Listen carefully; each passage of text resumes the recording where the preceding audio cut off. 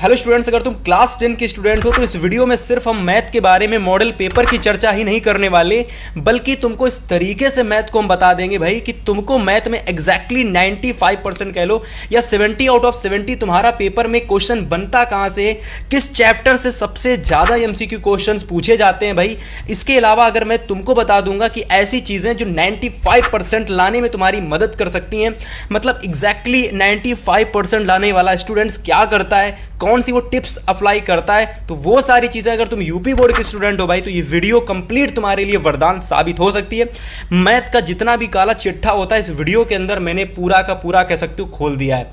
80% लाने वाला स्टूडेंट्स क्या करता है और 95% जो लाता है उसमें क्या फ़र्क होता है, सब कुछ मैं बताने वाला हूँ। साथ ही साथ मॉडल पेपर को तो हम बताने वाले हैं, तो कंप्लीट वीडियो देख लीजिएगा। अगर तुमने वीडियो पूरी देख ली, मैं गारंटी दे रहा हूँ ये क्लास 10 मैथ तुम्हारे लिए सबसे आसान हो जाएगी। So hello everyone, welcome back to the channel F24 classes. मेरा नाम है हितेश और जैसा कि तुम जानते हो भाई कि हम सिर्फ और सिर्फ मॉडल पेपर की ही चर्चा नहीं करने वाले कि हमारा मॉडल पेपर में ये क्वेश्चन है तुम तैयार कर लो और ये आ जाएंगे। ऐसा कुछ तुमको ज्ञान मैं नहीं देने वाला।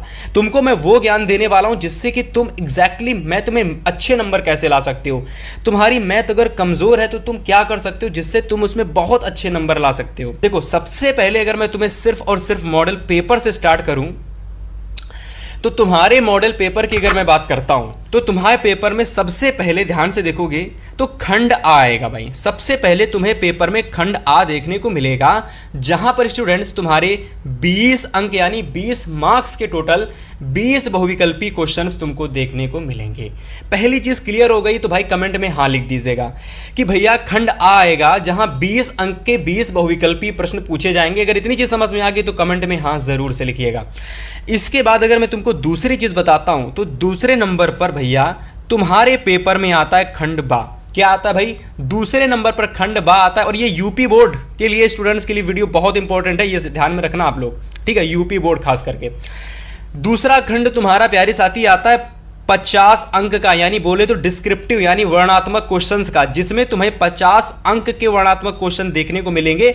और यही 20 प्लस अगर मैं 50 को मिला देता हूं तो 70 नंबर का पेपर तुम्हारे बोर्ड में आता है।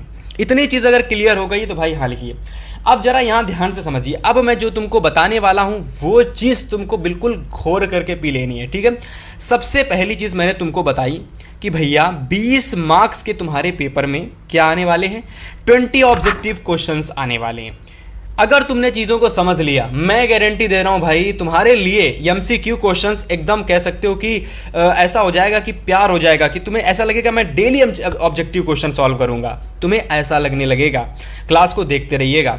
देखो, 20 ऑब्जेक्टिव क्वेश्चंस के लिए क्या करोगे, सबसे पहली चीज पता होना चाहिए कि कौन कौन चैप्टर से भैया एमसीक्यू क्वेश्चंस पूछे जाते हैं। तुमको पता होना चाहिए कि किस किस चैप्टर से एमसीक्यू आते हैं। तो चलिए बताते हैं भाई कि किस किस चैप्टर से तुम्हारे पेपर में तुमको ऑब्जेक्टिव क्वेश्चंस देखने को मिल सकते हैं, ठीक है। देखिए, सारे चैप्टर्स ऑब्जेक्टिव की दृष्टि से इंपॉर्टेंट नहीं होते हैं। मैं फिर से बता रहा हूं, अभी मॉडल पेपर में जब दिखाऊंगा ना तो पता चलेगा आपको कि हाँ सारे चैप्टर्स ऑब्जेक्टिव के लिए इंपॉर्टेंट नहीं होते हैं। तो तुम्हारे लिए कौन से ऐसे ऑब्जेक्टिव क्वेश्चंस के चैप्टर हैं, जैसा कि तुमको दिख रहा है भाई 20 ऑब्जेक्टिव क्वेश्चंस कहाँ से आते हैं, किन किन चैप्टर से आते हैं। तो देखिए यहाँ पर ध्यान से एकदम, सबसे पहले जो हम बात करेंगे चैप्टर नंबर 1 की, तुम्हारे पेपर में देख लेना, कभी भी किसी भी ईयर का पेपर उठा करके देख लेना भाई, वास्तविक संख्या चैप्टर से तुमको 100% क्वेश्चन जरूर देखने को मिलेगा। और ये हर बार क्वेश्चन यहां से पेपर में जरूर आता है। चैप्टर तुम्हारा है पहला वास्तविक संख्या। ध्यान रख लेना, इस चैप्टर को माइंड में फीड कर लेना एकदम। और जिस भी स्टूडेंट को इसकी पीडीएफ चाहिए है कि भैया मुझे इसकी पीडीएफ भी दे देना, जैसे कि 70 में 70 कैसे आएगा, 20 नंबर के एमसीक्यू, 50 नंबर के डिस्क्रिप्टिव क्वेश्चन 70 में 70 कैसे आएगा, इसकी पीडीएफ दे दोगे तो ज़्यादा बेहतर रहेगा। तो पीडीएफ भी तुमको मिलेगा। इसके लिए पीडीएफ कैसे मिलेगा वो भी तुमको बताऊंगा, टेंशन मत लीजिएगा, ठीक है। तो पहला चैप्टर तुम्हारा वास्तविक संख्या, जहां से ऑब्जेक्टिव क्वेश्चन 100% आता है, ठीक है। इसके बाद दूसरा चैप्टर और तीसरा चैप्टर कोई ऑब्जेक्टिव क्वेश्चन के लिए इंपॉर्टेंट चैप्टर नहीं है, मतलब ये समझ लो कि ना के बराबर वहां से क्वेश्चंस तुम्हारे पेपर में आता है, ठीक है। दूसरा जो चैप्टर यानी अगला जो चैप्टर तुम्हारा होगा ऑब्जेक्टिव के लिए, वो बेटा होगा यहां से चैप्टर नंबर 4 यानी मतलब द्विघात समीकरण, यानी तुम्हारा अगला चैप्टर, ठीक है। मोस्ट इंपॉर्टेंट चैप्टर ये भी है, यहां से भी क्वेश्चन जरूर आता है। इसके अलावा चैप्टर नंबर 5 समांतर श्रेणी। समांतर श्रेणी पढ़ा जरूर होगा, सभी लोगों ने पढ़ रखा होगा, नहीं पढ़ा तो कोई बात नहीं, चैप्टर में जो भी इंपॉर्टेंट चीज़ें हैं उनको पहले से ही पता चल जाएंगी, मतलब बहुत सारी चीज़ें तुम्हें पहले से ही पता चल जाएंगी। तो जैसे ही जो भी चैप्टर पढ़ोगे ना, तुम्हें लगेगा ये चैप्टर इस ऑब्जेक्टिव के लिए इंपॉर्टेंट है, चलो इसके ऑब्जेक्टिव सारे खत्म कर देते हैं, इसलिए ये वीडियो कंप्लीट देख लीजिएगा।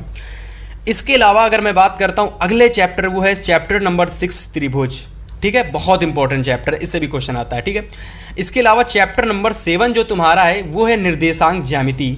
निर्देशांक ज्यामिति, एक्स अक्ष, वाई अक्ष, बहुत ज़्यादा समदूरस्थ वाला कॉन्सेप्ट। इसके अलावा अगर मैं बात करूं बीच की दूरी, ठीक है, मध्य बिंदु, बहुत सारे क्वेश्चंस यहाँ से बनते हैं। और अधिकतर जो निर्देशांक ज्यामिति होता है भैया, यहाँ से पेपर में कभी कभी 2 क्वेश्चंस, कभी कभी 3 क्वेश्चंस भी पूछ लिया जाता है। मतलब ऐसा तो कभी हुआ ही नहीं है कि इस चैप्टर से तुम्हारे पेपर में कभी कोई क्वेश्चन ना आए, ये चीज़ बहुत अच्छे से समझना तुम। ठीक है, चैप्टर नंबर 8 देखो, त्रिकोणमिति का परिचय। मतलब स्टार्टिंग का जो ट्रिग्नोमेट्री होता है ना, स्टार्टिंग का ट्रिग्नोमेट्री, हाई लेवल का ट्रिग्नोमेट्री नहीं, मतलब जो स्टार्टिंग का ट्रिग्नोमेट्री तुमने पढ़ा होगा ना, साइन थीटा बटे कॉस थीटा, ठीक है, और कॉस बटे साइन, ठीक है, इस तरीके से जो स्टार्टिंग का ट्रिग्नोमेट्री होता है वहाँ से ऑब्जेक्टिव क्वेश्चन ज़रूर बनता है, और हर साल बनता है। अभी मैं मॉडल पेपर तुमको दिखाऊंगा अभी, तो तुम्हें पता चलेगा हाँ क्यों बनता है।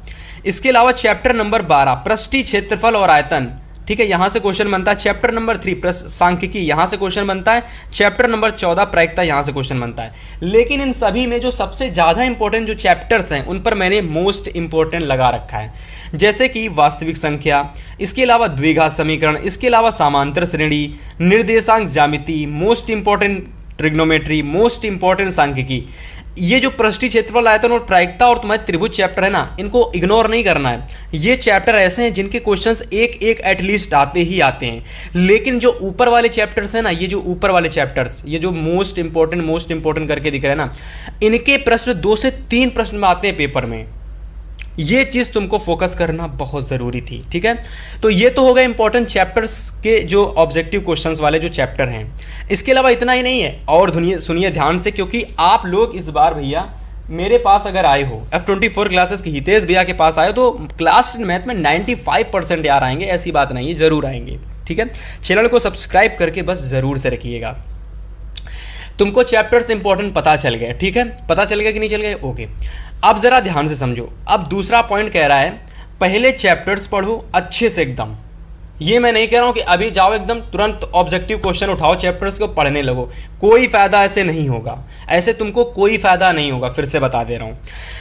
बेस्ट वे क्या है, सबसे पहले तुम चैप्टर फिनिश करो, जो भी तुम्हारे चैप्टर्स हैं, जो भी मैंने तुम्हें चैप्टर्स बता रखे हैं इंपॉर्टेंट, ठीक है, हो सके तो सीरियल वाइज ही पढ़ना ज़्यादा बेटर रहेगा मेरे हिसाब से। ठीक है, तो सबसे पहले चैप्टर को एकदम अच्छे से बेसिक से एकदम बेहतर तरीके से पढ़ो। जो तुम्हारे इंपॉर्टेंट चैप्टर्स हैं उनके डेली 10 MCQ सॉल्व करो, और अगर तुम डेली 10 MCQ मॉर्निंग में सॉल्व करोगे तो तुम्हें ऐसा बोरिंग नहीं लगेगा कि यार अलग से कोई काम करना पड़ रहा है। ऐसा लगेगा कि ये डेली हमारा बेसिस पर कोई काम है जिसको मैं सुबह उठकर डेली करता हूँ। तो तुमको जैसा ही सुबह उठना है, 10 MCQ जो भी चैप्टर तुमने पढ़ रखा है उसके फटाक से तुम्हें सॉल्व कर लेनी है। ये तुम्हारा डेली रूटीन में ऐड हो जाना चाहिए। मैं एकदम फर्स्ट क्लास की प्रिपरेशन मैथ की बता रहा हूँ, 95% जेन्युइन आएगा, बस ध्यान से सुनिएगा। तीसरा पॉइंट तुम्हारा कह रहा है एट द एंड 500 से ज़्यादा क्वेश्चन तुम सॉल्व कर लोगे अगर तुमने ये मॉर्निंग वाला रूटीन डेली अप्लाई किया। ठीक है, इसके अलावा तुम चाहो तो यूट्यूब चैनल जिस पर तुम ये वीडियो देख रहे हो उसको तुम सब्सक्राइब कर लेना। यहाँ पर मैं तुम्हें डेली MCQ की सीरीज़ लेकर आने वाला हूँ, मैथ, इंग्लिश, साइंस, हर सब्जेक्ट की पर डे दूंगा, एक सब्जेक्ट करके। तो 24 क्लासेस को ज़रूर सब्सक्राइब कर लेना भाई। 20 में 20 तुम्हारे एकदम रोक नहीं सकता कोई, तुम्हारे लाने से कोई नहीं रोक सकता एकदम। ठीक है, तो MCQ का बेस पता चल गया, कहाँ से तैयारी करनी है कैसे पता चल गया, सब कुछ पता चल गया MCQ के बारे में। चलिए भैया अब इतना बता दीजिए कि क्वेश्चन किस तरीके का आता है पेपर में। भैया ये बता दीजिएगा कि क्वेश्चन किस तरीके का आता है, इसीलिए तो मॉडल पेपर लेकर के आया हूँ, इसीलिए लेकर के आया हूँ मॉडल पेपर। चलो अब यहाँ से समझते हैं एक एक करके भैया कि किस किस तरीके के क्वेश्चन आते हैं। ठीक है, अब यहाँ पर हम थोड़ा सा डिटेल से चर्चा नहीं करेंगे क्योंकि ऑलरेडी मैं तुम्हें बता ही चुका हूँ कि भैया कौन कौन सा चैप्टर इंपॉर्टेंट है पेपर के लिए। ठीक है, तो डिटेल से चर्चा करने की कोई ज़रूरत नहीं है। ठीक है, चलिए सबसे पहले बात करेंगे क्वेश्चन नंबर फर्स्ट से। क्वेश्चन नंबर फर्स्ट कह रहा है भैया, कह रहा है कि निम्नलिखित युग्मों में से कौन सा युग्म सह अभाज्य संख्याओं का युग्म है। देखो पहला क्वेश्चन वास्तविक संख्या से आ गया, पहला क्वेश्चन वास्तविक संख्या से आ गया। इसका राइट आंसर क्या हो जाएगा भैया, इसका राइट आंसर कमेंट करके बताइए, मैं आपको बताता हूं। चलिए तो बी नंबर इसका बिल्कुल सही हो जाएगा। ठीक है, जिनको आता है वो कमेंट करके बताएंगे और डायरेक्ट आंसर हम लोग जान रहे हैं। यहाँ पर कोई क्वेश्चन सॉल्व नहीं करेंगे क्योंकि समय बहुत चला जाएगा। हम 95% के लिए यहाँ पर आए हैं। ये कोई फर्जी पेपर सॉल्व करके यही कह दूंगा कि यही पेपर में आ जाएगा, तो ऐसा बिल्कुल नहीं होता है। ठीक है, कॉन्सेप्ट मतलब हम लोग चीज़ों को समझेंगे और सारी चीज़ें ऐसे समझेंगे कि भाई 95% आ ही जाए एकदम। ठीक है, ऐसी चीज़ें समझेंगे। दूसरा क्वेश्चन देखोगे, कह रहा है कि द्विघात बहुपद। देखो एक चैप्टर मैंने नहीं जोड़ा है द्विघात बहुपद, उसके अलावा द्विघात समीकरण मैंने जोड़ दिया है, मुझे लगा था मैंने बहुपद ले लिया। ठीक है, तो द्विघात समीकरण और प्लस द्विघात बहुपद, ये दोनों ही चैप्टर बहुत इंपॉर्टेंट हैं। ठीक है, द्विघात समीकरण और द्विघात बहुपद, ठीक है, दोनों ही चैप्टर बहुत इंपॉर्टेंट हैं। तो दूसरा वाला क्वेश्चन तुम्हारा द्विघात बहुपद से लिया गया है। ठीक है, अगर मैं बात करता हूं इसके क्वेश्चंस की भैया, कि ये जो क्वेश्चन है ये क्या पूछ रहा है, ये कह रहा है कि यक्स स्क्वायर प्लस ए प्लस 1, ठीक है, और इसमें x लगा दिया गया है। ठीक है, मतलब मल्टीप्लाई में x है, प्लस b के शून्य अगर तुम्हें दे दिए गए 2, ठीक है, यानी x की 2 वैल्यू आ गई, प्लस का 2 माइनस का 2, तो तुमको बताना है यहाँ पर कि a और b का मान क्या होगा। ठीक है, ये क्वेश्चन बहुत इंपॉर्टेंट है यार, बहुत इंपॉर्टेंट, देख लेना, ये क्वेश्चन जरूर पेपर में आएगा। और चैप्टर कौन सा है भाई, द्विघात बहुपद, बताया मैंने अभी, बहुत इंपॉर्टेंट है। ठीक है, नोट कर लो। तीसरा क्वेश्चन कह रहा भैया कि संख्या n स्क्वायर माइनस का 8 से विभाजित होती है यदि 9 1 है। n स्क्वायर माइनस का 8 से विभाजित होती है, विभाज्य होती है यदि n है 1, प्राकृतिक संख्या, सम संख्या, विषम संख्या या पूर्णांक। तो ये क्वेश्चन प्यारे साथी वास्तविक संख्या यानी रियल नंबर से चैप्टर से तुम्हारा क्वेश्चन लिया गया है। किस चैप्टर से लिया गया है, वास्तविक संख्या चैप्टर से लिया गया है। तो बात करते हैं क्वेश्चन नंबर 4 की।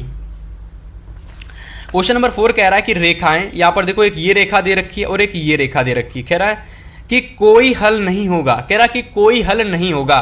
देखो जब भी कभी इस टाइप का क्वेश्चन आ जाए तो तुम बस समझ जाओ कि ये क्वेश्चन तुम्हारा मतलब 2 चर वाली, एक चैप्टर है 2 चर वाली रेखिक समीकरण, 2 चर वाली रैखिक समीकरण, ठीक है, प्लस द्विघात समीकरण, ये दोनों मतलब एक चैप्टर मिक्स होते हैं आपस में। ठीक है, इस वजह से मैंने केवल द्विघात समीकरण को ही लिखा है। मतलब एटलीस्ट अगर तुमने द्विघात समीकरण पढ़ लिया तो 2 चर वाले रैखिक समीकरण के सारे क्वेश्चन ऑटोमेटिक तुम कर लोगे। तो ये वाला क्वेश्चन भी बहुत आता है। इसमें पूछा गया कि कोई हल नहीं होगा। ऐसे ही बहुत सारे क्वेश्चन बन जाते हैं 2 से 3 प्रकार के, कि जब रेखाएं समांतर होंगी तब कल क्या हल होगा, जब कह सकते हो कि रेखाएं मतलब कि रेखाओं के जो युग्म है वास्तविक बनेंगे तब हल क्या होगा। तो इस तरीके से क्वेश्चन बन जाता है। कहाँ से बनता है, ये इंपॉर्टेंट है, द्विघात समीकरण से, सॉरी रेखिक समीकरण से, 2 चर वाले रेखिक समीकरण से। ठीक है, 5वां नंबर क्वेश्चन है कि एक शून्यतर परिमेय संख्या और एक अपरिमेय संख्या का गुणनफल होता है। ठीक है, एक शून्यतर परिमेय संख्या और एक अपरिमेय संख्या का गुणनफल होता है। यह भी क्वेश्चन प्यारे साथी वास्तविक संख्या का है। वास्तविक संख्या, तुम देख रहे हो यार, जो जो चीजें मैं बता रहा हूं ना वही वही चीजें सेम टू सेम पेपर में आ रही हैं। मतलब मैंने तुमसे कहा था chapter number 1 one of the most repeated chapter है ऑब्जेक्टिव की दृष्टि से, और देख लो क्वेश्चंस आ रहे कि नहीं आ रहे, आ रहे कि नहीं आ रहे, बिल्कुल आ रहे हैं। तो तुम जैसे ही वास्तविक संख्या चैप्टर को फिनिश करना ना, तो इसके जो भी इंपॉर्टेंट एमसीक्यू है यूट्यूब पर सर्च करना, बस उनको लगा लेना, बस लगा लेना उनको, बस इतना करना है। ऐसे ही तुमको सारे चैप्टर्स में करना है। जैसे ही कोई चैप्टर फिनिश किया, देखा इसके इंपॉर्टेंट क्वेश्चंस आते पेपर में, बस फर्स्ट क्लास उठाइए और ऑब्जेक्टिव क्वेश्चन की प्रैक्टिस करते जाइए। चलिए क्वेश्चन नंबर 6 कह रहा है द्विघात समीकरण। देखो ये द्विघात समीकरण से क्वेश्चन आया है। क्वेश्चन कह रहा है कि ax square plus bx plus c बराबर 0 के बारे में निम्न कथनों पर विचार कीजिए एवं दिए गए विकल्पों में से कोई सही उत्तर का चयन कीजिए। तो यहां पर एक तुमको कह रहा है पहला ऑप्शन, समीकरण के 2 भिन्न वास्तविक मूल के होते हैं। मतलब समीकरण के 2 भिन्न वास्तविक मूल के होते हैं यदि b स्क्वायर माइनस का 4ac 0 से बड़ा होता है। ठीक है, मतलब वास्तविक मूल कब होते हैं भिन्न भिन्न, जब b स्क्वायर माइनस का 4ac 0 से बड़ा होता है क्या, या फिर समीकरण के 2 बराबर मूल होते हैं। कब 2 बराबर मूल होते हैं, वास्तविक जब कोई समीकरण होगी और उस समीकरण के 2 मूल जो निकलेंगे बराबर कब होंगे, क्या वो b स्क्वायर माइनस का 4ac जब बराबर 0 होगा तब होंगे। तीसरा कह रहा है कि समीकरण का कोई वास्तविक मूल नहीं होता है, कब नहीं होता है, क्या बी स्क्वायर माइनस का 4ac जब 0 से छोटा हो तब होता है। चौथा कह रहा है कि समीकरण के 2 से अधिक वास्तविक मूल होते हैं, 2 से अधिक वास्तविक मूल होते हैं यदि बी स्क्वायर माइनस का 4ac 0 से बड़ा होता है। तो ये चारों चीज़ों को पढ़ने के बाद में प्यारे साथी, यहाँ से अगर मैं 6 क्वेश्चंस के राइट ऑप्शन की बात करता हूँ तो तुम्हारा सही हो जाएगा। सबसे पहले तो दूसरा सही होगा कि भैया जब 0 के बराबर में होता है तो मूल कैसे होते हैं, दोनों ही मूल बराबर होते हैं, दोनों ही मूल बराबर होते हैं। और पहला भी सही लगभग कि समीकरण के 2 भिन्न वास्तविक मूल के होते हैं। कब होते हैं, जब वास्तविक मूल भिन्न भिन्न कब होते हैं, जब बी स्क्वायर माइनस का 4ac की वैल्यू 0 से बड़ी होती है। ये भी सही है, ठीक है। तो ये पहला सही और दूसरा सही, तो ऑप्शन नंबर ए सही हो जाएगा, ठीक है। तो ये क्वेश्चन कहाँ से आया, ये क्वेश्चन कहाँ से आया, क्वेश्चन द्विघात समीकरण से पूछा गया था। बस यही चीज़ तो पकड़नी थी ना। देख रहे हो कितने इंपॉर्टेंट क्वेश्चंस आ रहे हैं। उससे भी ज़्यादा इंपॉर्टेंट चीज़ थी जो मैंने तुमको बताई थी, है ना। और इसी तरीके से तुमको यहाँ पर और भी चीज़ें मैं दिखाने वाला हूँ, ठीक है। ऑब्जेक्टिव क्वेश्चंस के बारे में मैं चर्चा पूरी तरीके से करने वाला हूँ, ठीक है। चलिए यहाँ पर देखिए क्वेश्चन नंबर अगला देखिए, समांतर श्रेणी से आ गया। देखिए समांतर श्रेणी से आ गया, कह रहा है इसका 11वां पद क्या होगा। ये श्रेणी दे रखी है भैया, इसका 11वां पद पूछ रहा है तो मैं तुम्हें डायरेक्ट बताता हूं। इसका right answer option number B 20 हो जाएगा, ठीक है। 11वां पद पूछ रहा है, इस तरीके से पेपर में क्वेश्चन आता है। एक समांतर श्रेणी दे देगा और बच्चा तुमसे कहेगा इसका 11वां पद, इसका 16वां पद, इसका 15वां पद, इसका 13वां पद ज्ञात कीजिए। इस तरीके का क्वेश्चन पेपर में आता है, ठीक है। 8 नंबर क्वेश्चन देखिए, यहां पर देखिए क्वेश्चन 3 बिंदु दे दिए गए हैं। कह रहा है कि निम्नलिखित के शीर्षक हैं, निम्नलिखित के शीर्षक हैं। तो भैया इसके शीर्षक तुमको बताना है। समकोण त्रिभुज होगा, समद्विबाहु त्रिभुज होगा कि समबाहु त्रिभुज या विषमबाहु त्रिभुज, मतलब इन तीनों ही बिंदुओं से मिला करके जो तुम्हारा त्रिभुज बनेगा वो क्या बनेगा, समकोण बनेगा, समबाहु बनेगा, समद्विबाहु बनेगा, विषमबाहु बनेगा। ये क्वेश्चन में पूछा गया है। उससे भी इंपॉर्टेंट चीज़, ये चैप्टर क्वेश्चन आया कहाँ से है ये पता चल गया तो मैं सारे क्वेश्चन तैयार कर लूँगा उस चैप्टर के। बिल्कुल तैयार कर लेना। क्वेश्चन जो पूछा गया है वो पूछा गया है तुम्हारा निर्देशांक ज्यामिति से। कहाँ से पूछा गया है, निर्देशांक ज्यामिति से पूछा गया है, ठीक है। कहाँ से पूछा गया, निर्देशांक ज्यामिति से पूछा गया। अगले क्वेश्चंस की बात करते हैं। देखिए जो चीज़ें मैंने तुमको बता रखी थी ना कि ये चैप्टर इंपॉर्टेंट है, यहाँ से क्वेश्चंस आने वाले हैं, वहीं से क्वेश्चन आ रहे हैं, ठीक है। 9 नंबर क्वेश्चन कह रहा है कि 2 समान कोणिक त्रिभुजों में उनकी संगत भुजाओं का अनुपात सदैव समान रहता है। यह कथन किसका है, ये जो कथन है किस थ्योरम का, ये कथन किस प्रमेय का है, थेल्स का है, पाइथागोरस का है, हेरोन का है या फिर बेधायन का है।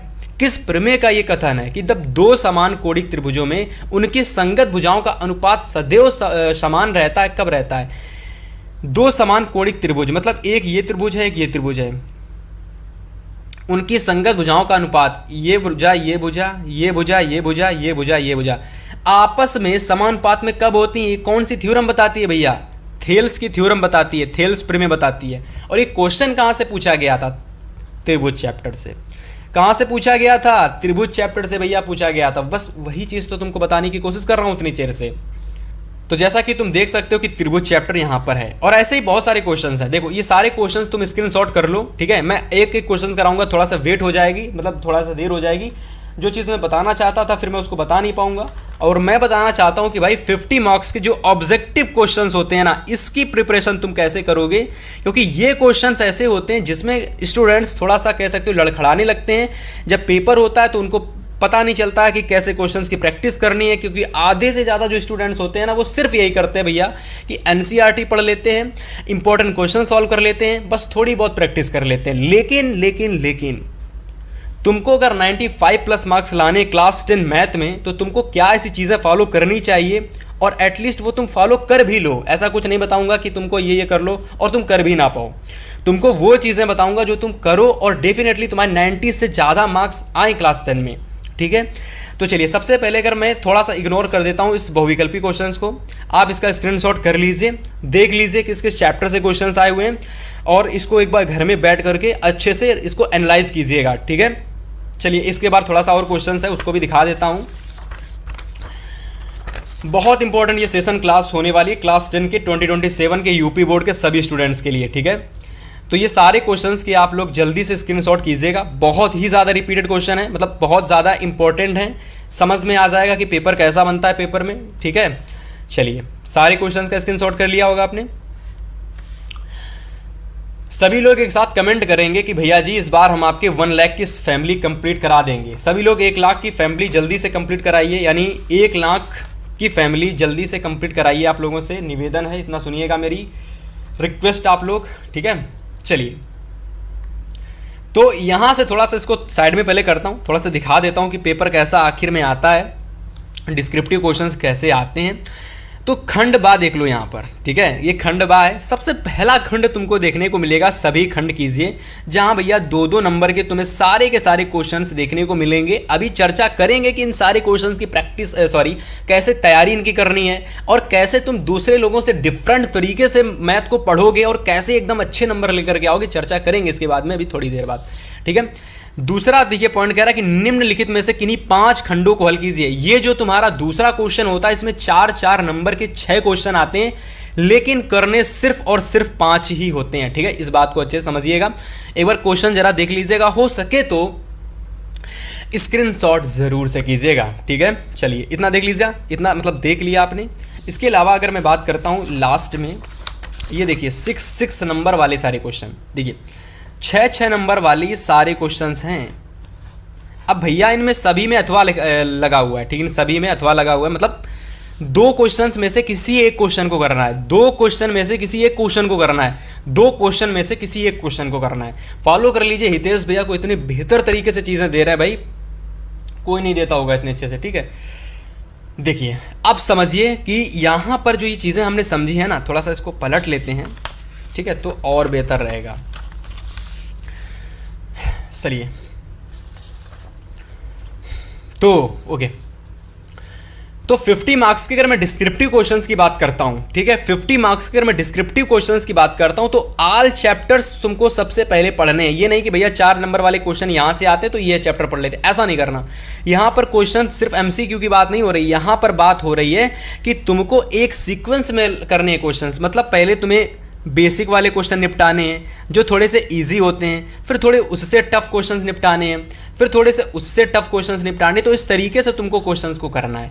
इसलिए तुमको क्या करना है प्यारे साथी, ऑल चैप्टर्स पढ़ने हैं। ऑल चैप्टर्स पढ़िए एनसीईआरटी के। अब इसको थोड़ा सा इग्नोर करते हैं। अब मेरी जो बोनस टिप है ना, उसको समझ लीजिए। ये वो बोनस टिप है जिसको तुम अगर फॉलो करते हो तो बहुत सारे स्टूडेंट्स से तुम्हारी प्रैक्टिस एकदम मजबूत हो जाएगी मैथ में। और मैथ जो कहती वो ये कहती है, प्रैक्टिस मेक्स अ परफेक्ट। तुम जितनी ज़्यादा क्वेश्चंस की प्रैक्टिस करोगे मैथ में, उतने अच्छे तुम्हारे मार्क्स आएंगे, ठीक है। तुमने एक क्वेश्चंस को लगाया है, मतलब समझा है, उसकी तुमने रगड़ के बार बार प्रैक्टिस की है, तो मान के चलिए वो क्वेश्चन तुम्हारे मसल्स मेमोरी में फीड हो जाएगा, ठीक है। इसलिए बोनस टिप बहुत इंपॉर्टेंट है तुम्हारे लिए। बोनस टिप कहती है भैया तुम क्या करो, सबसे पहले 3 कॉपी परचेस कर लो। एक काम करो, 6 नंबर वाली यानी 6 मार्क्स के लिए एक कॉपी, 4 मार्क्स के लिए एक कॉपी और 2 मार्क्स वाले क्वेश्चंस के लिए एक कॉपी। बहुत इंपॉर्टेंट चीज़ बता रहा हूँ, 95% यहीं से आएगा, ठीक है, ऐसे ही आएगा। तुमको पतली पतली मोटी मोटी कॉपी नहीं लेनी, पतली पतली 20-20 रुपए वाली 3 कॉपी ले लो, बस 60 रुपए में काम हो जाएगा। क्या करोगे, अलग अलग कॉपी सारी बना लेनी है। अब करोगे क्या, तुमने मान लीजिए कोई एक चैप्टर फिनिश किया है, तुमने मान लीजिए चैप्टर कोई एक फिनिश किया, मान लो तुमने कह लो तुमने त्रिभुज चैप्टर को क्या कर लिया, फिनिश कर लिया, पढ़ लिया कहीं से, वन शॉट देख करके, किसी कोचिंग से, स्कूल से, कहीं से पढ़ लिया, खत्म कर लिया, ठीक, पढ़ लिया मैंने। अब क्या करोगे, सबसे पहले दिन उठाओगे 6 मार्क्स के 2 क्वेश्चन, 6 मार्क्स के 2 क्वेश्चन उठाओगे। यूट्यूब से उठा सकते हो, बहुत अच्छा रहेगा, फॉलो कर लोगे, मैं देता रहूँगा, कोई दिक्कत नहीं होगी। इन 2 क्वेश्चंस को कभी भी दिन में तुमको लगा लेना है। ऐसा समझ के लगाना है कि ये डेली रूटीन में हमारे क्वेश्चन है। ये नहीं कि भाई ये क्वेश्चन हमारे सिलेबस के नहीं, सिलेबस के नहीं है, ये क्वेश्चन हमें अलग से करने। क्यों करने हैं, 95% लाने इसलिए करने, ठीक है। 4 नंबर वाले क्वेश्चन दूसरे दिन 2 कर लो, इसके अलावा 2 नंबर वाले तीसरे दिन 2 कर लो। तो कुल मिलाकर के ऐसे करोगे तो तुम्हारा बोरिंग सा काम नहीं होगा, मतलब बहुत ज़्यादा ऐसा नहीं लगेगा कि बहुत एक्स्ट्रा मेहनत कर रहे हैं यार मैथ के लिए, ऐसा नहीं लगेगा। ऐसा लगेगा 2 ही क्वेश्चन तो करे, कौन बड़े करे। लेकिन जब 2-2 करके तुम डेली सॉल्व कर लोगे ना, तो यही क्वेश्चन तुम्हारे बहुत ज़्यादा हो जाएंगे। तो वही चीज़ मैंने यहाँ पर तुम्हारे लिए लिखी हुई है कि दिन में तुमको क्या करना है, बदल करके दिन को, ठीक है, मतलब पहले दिन, दूसरे दिन, तीसरे दिन, इस तरीके से दिन बदल करके तुमको पहले दिन 6 मार्क्स वाले, फिर तुमको 4 मार्क्स वाले, फिर तुमको 2 मार्क्स वाले क्वेश्चंस को डेली 2 क्वेश्चंस तुमको क्या करने हैं, डेली 2 क्वेश्चंस तुमको क्या करने हैं, कॉपी में नोट जरूर करना। देखिए ये नहीं कि कहीं कोई कॉपी उठा ली रफली उसमें सॉल्व कर लिया हो गया काम, नहीं ये नहीं करना। 95% लाना है। कितना लाना है भाई, फिर से थोड़ा सा रिमाइंड करा देता हूं, 95% लाना है क्लास 10 मैथ में। इसलिए क्या करना है, नोट भी करना है और साथ से साथ प्रैक्टिस तो करते ही करनी है, ठीक है, कैसे भी कर सकते हो। तो ये तो हो गया मेरे द्वारा बताया गया बोनस टिप। लेकिन इतना ही नहीं, और सुनिएगा, ये तो हो गया थोड़ी सी चीज।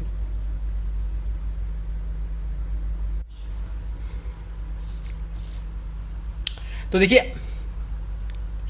तो ये चीज उससे और भी ज्यादा इंपॉर्टेंट है, क्योंकि यहां तुमको एग्जैक्टली पूरा चीज पता चल जाएगा कि हाँ भैया ये तरीका है एकदम सही तरीका, जहां से सब चीजें पता चल गई कि हाँ ये तो कंप्लीट चीज है।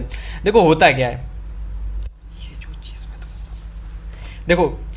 देखो अभी जो तुमको मैंने बताया वो बोनस टिप के लिए बताया था, ठीक है। अब यही पूरा बोनस टिप ना मैंने एक अलग कोने में रख दिया यहाँ पर, और ये एक अलग कोना पहले नंबर पर आता है, और ऐसे ही 4 कोने तुम्हारे लिए हैं, और ये 4 चीज़ें सिर्फ फॉलो करनी है यार, 95% तुम्हारी झोली में होगा, ठीक है। और तुमने देखो बहुत सारे लोगों को देखा होगा कि जो NCERT पढ़ते हैं, पढ़ लेते हैं, अच्छी बात है, सभी पढ़ते हैं, इंपॉर्टेंट क्वेश्चन लगा लेते हैं और थोड़ी बहुत प्रैक्टिस कर लेते हैं, और बोर्ड में सोचते हैं 90+ आ जाएंगे, तो हाँ आ भी सकते हैं। लेकिन तुम एक ऐसे स्टूडेंट हो जिसको 95% लाने और बहुत ज़्यादा मेहनत ना करके, तो जो चीज़ें जैसे मैंने बताई हैं, जैसे मैंने तुमको बोनस टिप बताया था, ये कोई एक्स्ट्रा वर्क नहीं है। मैंने तुमसे जिस तरीके से बताया भैया, डेली इस 2-2 क्वेश्चन करो, कोई एक्स्ट्रा वर्क नहीं लगेगा, ठीक है। सेम ऐसे ही मैंने यहाँ पर 4 पॉइंट्स तुम्हारी बना रखे हैं। बोनस टिप ज़रूर फॉलो करोगे, जो चीज़ मैंने अभी तुमको बताई थी बोनस टिप, उसको ज़रूर फॉलो करोगे, 95% आएगा। दूसरी चीज़ क्या करोगे भैया, कि पढ़े हुए जो भी क्वेश्चंस होंगे ना, तुम उसकी बार बार प्रैक्टिस करोगे। देखो जो स्टूडेंट्स 80, 85, 86 ऐसे नंबर लाते हैं ना, उनमें क्या होगा, वो NCERT को सारे क्वेश्चंस बहुत अच्छे से लगाए होंगे, लेकिन वही क्वेश्चन वो बहुत कम समय में लगा पाते हैं। मतलब क्वेश्चन बताया जाता, सोचते हैं, विचारते हैं, फिर कहीं लगा पाते हैं, और ऐसे में बहुत सारे क्वेश्चन पेपर में उनके छोड़ जाते हैं। तुम क्या करोगे, जस्ट अपोजिट, एक क्वेश्चन पढ़ोगे लेकिन उसकी इतनी बार प्रैक्टिस करोगे कि वो क्वेश्चन देखते ही तुम सॉल्व करना स्टार्ट कर दो। इसलिए क्वेश्चन भले 1-2 पढ़ो, लेकिन बार बार प्रैक्टिस करनी है तुमको, ठीक है। तीसरी चीज क्या करोगे, NCERT के जितने भी कठिन सवाल हैं, जितने भी NCERT के कठिन सवाल हैं, वो सारे क्वेश्चन तुमको बार बार लगाने हैं। क्यों लगाने हैं, जब तुम कठिन सवाल की प्रैक्टिस बार बार कर लोगे, तो जो आसान कह लो, इजी जो क्वेश्चंस होते हैं ना, इजी क्वेश्चन, सरल सवाल, वो सरल सवाल तुमको ऑटोमेटिक आ जाएंगे। तुमने बस अच्छे से क्वेश्चंस, जितने कठिन टफ क्वेश्चंस की प्रैक्टिस करनी, बस एक बार सीखो, और ना समझ में आए 2 से 3 बार देखो, सीख लो मगर, और सीखने के बाद उस कठिन सवाल की 3 से 4 बार एकदम बेहतर तरीके से प्रैक्टिस कर लो। ऑटोमेटिक तुम्हारे जो इजी क्वेश्चन हो जाएंगे, बनने लगेंगे, उनकी जरूरत नहीं पड़ेगी सॉल्व करने की। ये होता है स्मार्ट अप्रोच। ऐसे में क्या होगा भैया, कि तुम कठिन भी लगा रहे हो, सरल भी लगा रहे हो, सरल तो आ जाते हैं लेकिन कठिन बनते नहीं हैं। तुमको बस कठिन सवाल लगाने हैं, और जितना हो सके उनकी बार बार प्रैक्टिस करनी है। कठिन बन जाएंगे, सरल को एक बार देखोगे, ऑटोमेटिक वो अपने आप बन जाएगा। चौथा काम तुम्हारा क्या होगा भैया, 1:3 रूल। ये हमारा वो नियम है जिस चीज़ की मैं प्रिपरेशन करता हूँ, और उसमें मैं ये नियम ज़रूर अप्लाई करता हूँ। बहुत सारे स्टूडेंट पूछेंगे भैया आप किस चीज़ की प्रिपरेशन करते हो, तो कमेंट करोगे तो किसी दिन ज़रूर एक व्लॉग डालूंगा, जहाँ पर मैं कंप्लीट चीज़ें शेयर करूँगा तुम्हारे साथ, कि मैं किस चीज़ की प्रिपरेशन कर रहा हूँ प्रेजेंट टाइम में, और क्या कर रहा हूँ, सारी चीज़ें क्लियर करूँगा, ठीक है। फिलहाल तुम्हारे लिए 1:3 रूल क्या काम कर सकता है, मैं तुमको बताता हूँ। मैं क्या करता हूँ, एक क्वेश्चन मैं पढ़ता हूँ और उसको 3 बार, उसी दिन 3 बार रिवीजन कर लेता हूँ। मतलब एक क्वेश्चन अगर मैंने आज पढ़ा है, तो 3 बार मैं उसकी प्रैक्टिस कर लेता हूँ। फिलहाल आप क्लास 10th में हो, मेरा थोड़ा हायर लेवल है, ठीक है, बहुत ज़्यादा बड़ा लेवल है, तो मैं क्या करता हूँ, उस क्वेश्चन को एक बार जैसे ही मैंने समझा, तुरंत सबसे पहले फॉलो किया। और इस तरीके से हो सके तो एक प्रैक्टिस के लिए कोई चीज़ ले लेना, जिसमें बेहतर तरीके से प्रैक्टिस हो जाएगी तुम्हारी, तो रफ में क्वेश्चन सॉल्व करने की अलग से जरूरत नहीं पड़ेगी, रफ कोई पन्ना खराब नहीं होगा, ठीक है। ऐसा कोई स्लेट वगैरह ले लेना, HD पैनल वगैरह, वहाँ क्वेश्चन के 3 बार दिन में प्रैक्टिस कर लेना, काम खत्म। तो ये है एक प्रॉपर स्ट्रेटजी 95% यानी 95+ लाने वाली क्लास 10 मैथ की, ठीक है। यहां पर देखो यार, मैंने उतनी चीजें बता दी जो तुमको कभी कोई नहीं बताता। इतनी फ्री में चीजें पर यूट्यूब पर कोई नहीं देता। सब कहते हैं भैया कोर्स लो और फिर सारी चीजें डिस्कस करते हैं, ठीक है। यहां पर फ्री में चीजें मैंने तुम्हारे साथ शेयर की हुई है, ठीक है। आगे चीज़ें क्लियर। अब जो मैंने तुमको बताया ना, कि तुमको बस क्या करना है, कि हमारे द्वारा जो चीज़ें हैं, कि भाई चैनल को सब्सक्राइब करके रखना है, ठीक है। चैनल को सब्सक्राइब करके रखोगे, इंपॉर्टेंट क्वेश्चंस आने वाले हैं, बहुत सारे MCQ की वीडियोस आने वाली हैं, स्ट्रेटजी वाली वीडियोस आने वाली हैं, जिनको देख करके तुम जीरो क्या भाई, तुम 95% लाओगे। जीरो तो हटा दो, ये हटा दो भाई, 95% तुम लाने वाले हो, ठीक है। और क्या कोशिश करोगे, ये जो क्वेश्चंस है बस इनका एक बार स्क्रीनशॉट कर लोगे, ताकि पता चल जाए भैया इस तरीके के अच्छा क्वेश्चंस हमारे पेपर में आते हैं, ठीक है। देख लो एक बार। फिलहाल आज की इस वीडियो में स्टूडेंट्स इतना ही, मिलेंगे किसी और एक नेक्स्ट धमाकेदार वीडियो के साथ। तब तक के लिए गुड बाय, जय हिंद।